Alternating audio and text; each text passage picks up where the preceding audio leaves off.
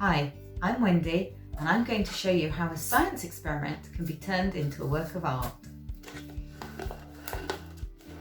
So I'm using the breadboard for safety and a little knife to puncture a hole.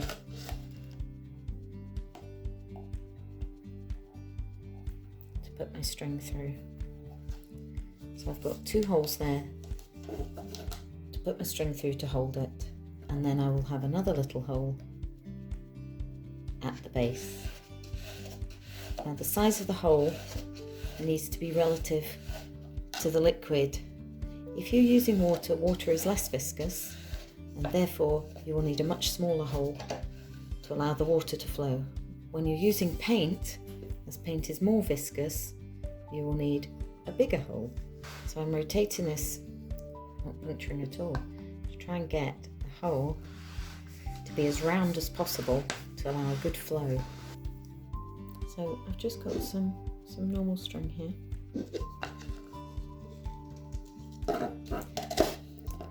Okay, so as you can see, I've threaded the string through, okay, and we'll pull it up. Now, the length of your string will determine the frequency of the pendulum. So before you cut any length of string, it's best to set up the frame from which you're going to swing the pendulum. So what I've set up here is 2 chairs with a broom lashed between them. This could be an opportunity for you to teach lashings, but I have found that a simple bow works as well. Because we will be testing with water to start with, I've put a towel on the floor and placed some newspaper on top. So now we're going to set up the pendulum itself. You want this to be placed a little distance above, because when you add liquid it will pull down, okay? And you can fix this on again with any lashing you choose or a simple knot. We're going to test this with water first just to make sure it works. Give it a swing. Check that it's not going to swing outside your area of interest. And then place the finger over under the side of the hole while you pour in the water.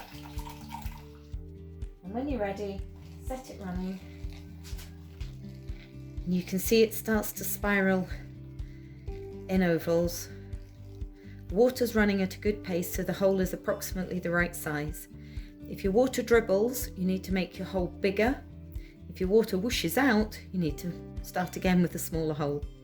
So now that we've tested that the pendulum works with water, we're now going to test it with some paint. As before, finger over the hole. I've made the paint thinner by just mixing standard poster paint with a bit of water.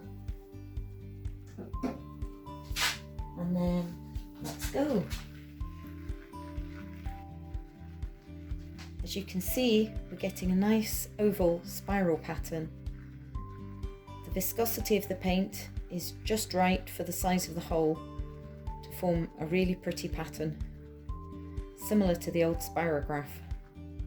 When you find your patterns enough or you're running out of paint, simply stop it in the same way, finger underneath, and any excess paint.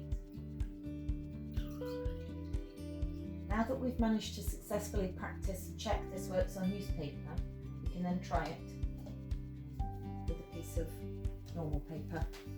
So I've put down a piece of clean paper, and we're now going to try the same thing again to make a piece of artwork. Once again, I'm going to put the hole, finger over the hole, pour in the mix of paint and water, and then I'm going to set it spinning.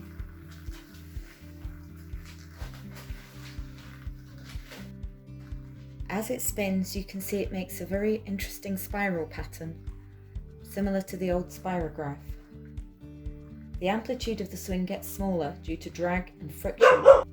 Changing the length of the string will change the period of the string. Try varying the size of the hole or the thickness, viscosity of the liquid to see what different results you get. And here we have a complete piece of artwork in a nice bright Scoutadelic orange.